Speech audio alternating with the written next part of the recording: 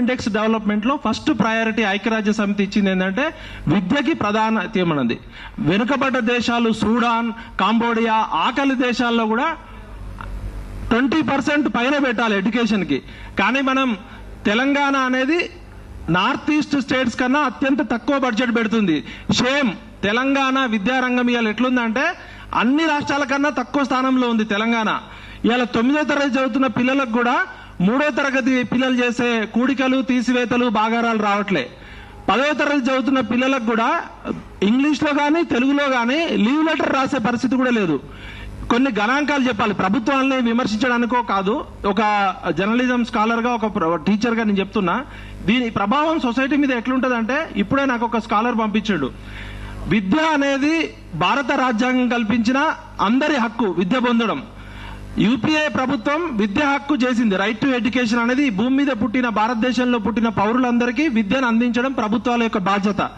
కానీ ఈ కేవలం పెండింగ్ బిల్లుల సమస్య అనేది విద్యార్థులనే కాకుండా మొత్తం సమాజం మొత్తం మీద ఏ విధంగా ప్రభావితం చేస్తుంది అనేది ఒక సోషల్ సైంటిస్ట్ నాకు పంపించింది. ఇప్పుడు విద్య హక్కు నుంచి అవకాశ హక్కుకు మారుతుంది. పేద మధ్యతరగతి విద్యార్థులకు ఉన్నత విద్య అనేది రాజ్యాంగం కల్పించిన హక్కు. అందుబాటులో ఉన్న హక్కు నుంచి ఆర్థికంగా చాలా కష్టమైన అవకాశంగా మారుతుంది ప్రభుత్వ విధానాల వల్ల. ఫీ రియంబర్స్మెంట్ ఆలస్యం చేయడం వల్ల చదువు మధ్యలో బ్రేకు, డ్రాప్ అవుట్ రిస్క్ పెరుగుతుంది. ఇది సామాజిక న్యాయంపై తీవ్ర ప్రభావం చూపుతుంది. ఎస్సీ, ఎస్టీ, బీసీ, మైనారిటీ వర్గాలు సామాజిక ఎదుగుదలకు చాలా కీలకమైన పథకం. ఈ ఆలస్యం చేయడం వల్ల సామాజిక అసమానతలు మరింత పెంచే ప్రమాదం ఉంది. దీనివల్ల జంజీ లాంటి ఉద్యమం వచ్చే ప్రమాదం ఉంది. దేశంలో ఎక్కడన్నా జంజీ ఉద్యమం వస్తుందంటే 50 లక్షల మంది నిరుద్యోగులు అసంతృప్తితో ఉన్నారు, 50 లక్షల మంది విద్యార్థులు డ్రాప్ అవుట్స్ అవుతున్నారు. ఈ భారతదేశంలో జంజీ ఉద్యమం వస్తుందంటే తెలంగాణ నుంచి వచ్చే ప్రమాదం ఉంది. కాబట్టి ప్రభుత్వాలు చాలా జాగ్రత్తగా ఉండాలి. ఫస్ట్ జనరేషన్ లెర్నర్స్ ఎక్కువగా ప్రభావితం అవుతున్నారు. ఎస్సీ, ఎస్టీ, బీసీలలో, పేద అగ్రవర్ణాల్లో విద్య అనేది మొదటి జనరేషన్ చదువుకుంటున్న 50 లక్షల మంది పిల్లలకి విద్య అందకుండా పోతుంది. విద్య నాణ్యత తగ్గుదల పోతుంది. వాటర్ ఏమోకొని కాలేజీలకి నిధుల ఆలస్యం వల్ల ఫ్యాకల్టీ రిక్రూట్మెంట్ తగ్గిపోతుంది. ల్యాబ్లలో సరైన ఇన్ఫ్రాస్ట్రక్చర్ లేదు. ప్లేస్మెంట్స్ లేకుండా పోతుంది. క్వాలిటీ ఎడ్యుకేషన్ లేకపోతే ప్లేస్మెంట్స్ ఎవరు ఇవ్వరు. ఒకవైపు ఏమో ప్రైవేట్ స్కూళ్లలో 70% పెరుగుతుంది. ప్రైవేట్ స్కూళ్లలో, ప్రైవేట్ కాలేజీలలో, ప్రైవేట్ ఇన్స్టిట్యూట్లలో ఫీ రియంబర్స్మెంట్ ఇవ్వకపోవడం వల్ల క్వాలిటీ ప్రమాణాలు పడిపోతున్నాయి. గవర్నమెంట్ స్కూల్స్ లోనేమో డ్రాప్ అవుట్ పెరుగుతుంది, ప్రైవేట్ స్కూల్స్ లోనేమో క్వాలిటీ పడిపోతుంది. అంటే పేరుకి మనం చదువుకుంటున్నాం కానీ ఆ లక్షల రూపాయలు పెట్టి ప్రైవేట్ ఇన్స్టిట్యూట్ లో చదువుకున్నా కూడా సరైన ఇన్ఫ్రాస్ట్రక్చర్ ఉండట్లేదు. మనం ఇవాళ థింక్ గ్లోబల్, యాక్ట్ లోకల్ అంటున్నాం. ఒకవైపు ప్రపంచంతో పోటీ పడుతున్నామని చెప్తున్న ముఖ్యమంత్రి గారు రేవంత్ రెడ్డి గారు, మీరు మెస్సీతో ఫుట్బాల్ ఆడడానికి డబ్బులు ఉంటాయి, ఫ్యూచర్ సిటీ పేరుతో 30,000 ఎకరాలు సమీకరించడానికి డబ్బులుంటాయి, ప్రపంచ స్థాయి గ్లోబల్ సమ్మిట్లకు పోవడానికి డబ్బులుంటాయి, అందాల పోటీలు పెట్టడానికి డబ్బులుంటాయి, మూసీ నది ప్రక్షాళనకి 1,50,000 కోట్ల డబ్బులుంటాయి. కానీ మా ఎస్సీ, ఎస్టీ, బీసీ పిల్లలు, పేద పిల్లలకి గురుకులాల్లో కనీసం నాణ్యమైన భోజనం పెట్టడానికి ఉండదు. కామారెడ్డి డిక్లరేషన్ పేరుతో కాంగ్రెస్ ప్రభుత్వం అధికారంలోకి వచ్చి మా 160 మంది పేద పిల్లల్ని చంపిన, మర్డర్ చేసినోడు రేవంత్ రెడ్డి. ఎందుకంటే ఈ 160 మంది పిల్లల్ని చంపింది ఎవరు? తెలంగాణ విద్యాశాఖ. తెలంగాణ విద్యాశాఖ మంత్రి ఎవరు? రేవంత్ రెడ్డి. రేవంత్ రెడ్డి మీద మనం 160 మర్డర్ కేసులు పెట్టాలి. ఈ నాగరిక సమాజంలో, అభివృద్ధి చెందిన సమాజంలో భారతదేశం ఒకవైపు అమెరికా, రష్యా, చైనా లాంటి దేశాలతో పోటీ పడుతున్న మన మోడీ గారు చెప్తుంటే, తెలంగాణలో ప్రభుత్వం చట్ట ప్రకారం పెట్టాల్సిన మధ్యాహ్న భోజన పథకంలో 160 మంది పిల్లలు చనిపోవడం అంటే ఇది నాగరిక సమాజానికి సిగ్గుచేటు. We are shame on you mister Rahul Gandhi. నువ్వు రాజ్యాంగం పట్టుకొని ఒకవైపు తిరుగుతున్నావు, ఇక్కడ మీ రేవంత్ రెడ్డి ప్రభుత్వం రాజ్యాంగాన్ని గ్యాంగ్ రేప్ చేస్తున్నాడు. ఈ 160 మంది పిల్లలు చంపేందుకు మనమంతా మర్డర్ కేసు పెట్టాలి రేవంత్ రెడ్డి మీద. అదేవిధంగా ఇక్కడ ఉన్నత విద్య గురించి మాట్లాడుతున్నారు. మా రేవంత్ రెడ్డి గారు ఈ మధ్య విద్యను ప్రేమిస్తున్నాడట. ఆయన విద్యను ప్రేమించట్లే, ధనాన్ని ప్రేమిస్తున్నాడు.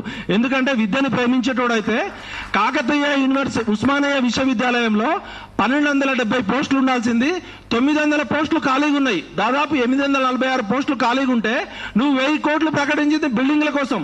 బిల్డింగులు ఉంటే ఏం చేసుకోవాలి? పాఠాలు చెప్పే ప్రొఫెసర్ లేకపోతే ఏం చేయాలి? అదేవిధంగా కాకతీయ యూనివర్సిటీలో 500 పోస్టులు, 403 పోస్టులు ఉంటే 200 ఖాళీగా ఉన్నాయి. తెలంగాణ యూనివర్సిటీలో 150 ఖాళీలు ఉన్నాయి. శాతవాహన యూనివర్సిటీలో ఉన్న 120 ప్రొఫెసర్లలో 100 ఖాళీలు ఉన్నాయి. ఇట్లా 80% ప్రొఫెసర్లు లేకపోతే యూనివర్సిటీలు ఏమైతాయి? ఇలా మీరు రాహుల్ గాంధీ గారు, సోనియా గాంధీ గారు, ప్రియాంక గాంధీ గారు అద్భుతంగా ప్రజాప్రభుత్వము, ఇందిరమ్మ రాజ్యము, ఇంటింటా సౌభాగ్యం అని చెప్పి అభయవస్థం అనే మేనిఫెస్టో పెట్టారు. మీ మొత్తం 50 లక్షల మంది విద్యార్థులు మేనిఫెస్టోని చెప్పులతో కొడతాం అంటే అర్థమైంది మీ ప్రభుత్వాన్ని మిమ్మల్ని చెప్పులతో కొట్టినట్టే. సిగ్గులేదు మీకు ఇంకా. ఇప్పుడు గతంలో ఉన్న కేసీఆర్ ప్రభుత్వము 2021-22లో 4,000 కోట్ల రూపాయలు బడులు మౌలిక సతుల కోసం కేటాయిస్తామని చెప్పారు. మన ఊరు మనబడి, మన బస్తీ మనబడి అని చెప్పి అన్న మీ ప్రభుత్వం శ్రీనివాస్ అన్న మీ ప్రభుత్వం 9,000 కోట్ల రూపాయలు ప్రకటించి మళ్ళీ నిధులు వెనక్కి తీసుకోమని సర్కులర్ ఇచ్చింది. అందుకనే మీరు ఇంటికి పోయారు. ఇప్పుడు రేవంత్ రెడ్డి కూడా అదే చేస్తున్నాడు. కాబట్టి మీరు ఇద్దరు మా బీసీ ఒక నిమిషం డేటా చెప్తున్నా ఉన్నది చెప్పడానికంటే ఏందన్నా నువ్వేం మాట్లాడుతున్నావు? సబ్జెక్ట్ ఉన్న డేటా చెప్తున్నా. 2021-22లో మన ఊరు మనబడి, మన బస్తీ మనబడి కింద 9,000 కోట్ల రూపాయలు కేసీఆర్ ప్రభుత్వం ప్రకటించి మళ్ళీ నిధులు వెనక్కి తీసుకోవాలని సర్క్యులర్ ఇచ్చింది. అన్న నీకు మావోడు కానీ నేనుంటే మీకు కోపపడతాయి. మేము మీ దొరని అడుగు, మీ దొరని గల్లా పట్టుకుని అడుగు. మరి నన్ను అడుగుతాం ఎందుకు? బరాబర్ అడుగుతామన్నా మిమ్మల్ని. మీరు శ్రీనివాస్ గౌడ్ అన్న మా సర్దార్ సర్వాయి బాబు కాబట్టి అడుగుతాం. ఎవరు అడుగుతాం? మెలమదొరని అడుగుతామా? నువ్వు మా అన్న కాబట్టి నిన్ను అడుగుతాం, రమణని అడుగుతాం. మిమ్మల్ని అడగకపోతే ఎవరు అడుగుతాం అన్న? మీరు మా అన్నలు. అరే నా అంశం ఏమంటున్నా అంటే గతంలో ఉన్న కేసీఆర్ తప్పు చేసిండనే రేవంత్ రెడ్డి ప్రభుత్వాన్ని తెచ్చినాం. రేవంత్ రెడ్డి ఏమో అన్న అంటే రేవంత్ అన్న ఆయన అడ్రస్ లేకుండా ఆయన విద్యాశాఖ మంత్రి పీకర్ అనుకున్నాడా? ఆయన ఏమన్నా విద్యాశాఖ మంత్రి? ఆయన చదువుకున్నాడా? స్కాలరా? ఇప్పుడు కాంగ్రెస్ ప్రభుత్వము 17 మంది మంత్రులు కూడా నియమించుకోలేకపోయింది. వాళ్ళు ప్రభుత్వం ప్రజాప్రభుత్వం చేస్తా అని చెప్పి 30 మంది ఎంతమంది ఉండాలన్నా మామూలుగా ఉమ్మడి ఆంధ్రప్రదేశ్ ఉన్నప్పుడు 35 మంది మంత్రులు ఉండాలి. మన తెలంగాణలో 17 మందే ఉండాలి.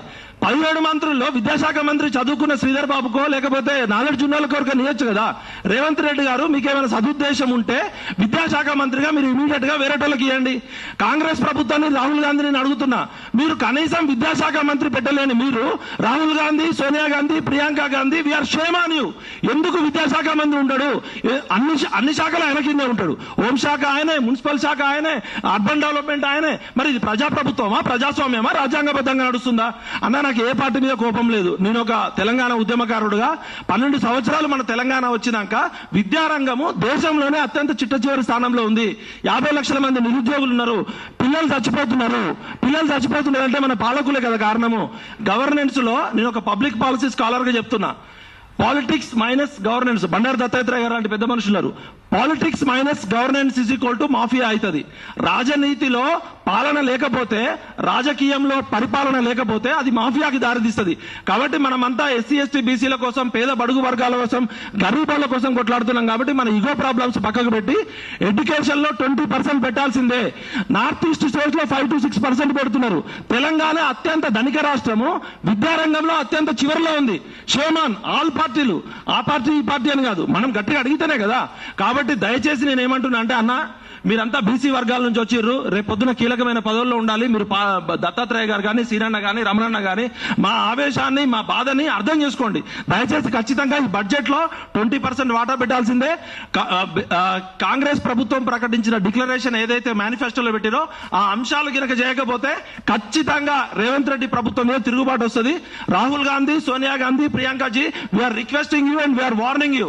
ఇంకా 3 సంవత్సరాల టైం ఉంది. మీరు ఇమీడియట్ గా విద్యకి, వైద్యకి బడ్జెట్ పెట్టండి. ఫీ రియంబర్స్మెంట్ లేకపోవడం వల్ల పిల్లలు ఆత్మహత్యలు చేసుకుంటున్నారు. క్వాలిటీ రోజుకొక పిల్లలు చచ్చిపోతున్నారు. కాబట్టి జై తెలంగాణ, జై హింద్, జై భారత్. నేను వ్యక్తిగతంగా ఎవరికి కోపం కాదు. ఒక ఉద్యమకారుడుగా తెలంగాణ తెచ్చుకుందే మన విద్యార్థుల కోసం. మనకి సహజ వనరులు ఉన్నాయి, మానవ వనరులు ఉన్నాయి. తెలంగాణ ఏమి ఎడారి కాదు. తెలంగాణలో అన్ని రకాల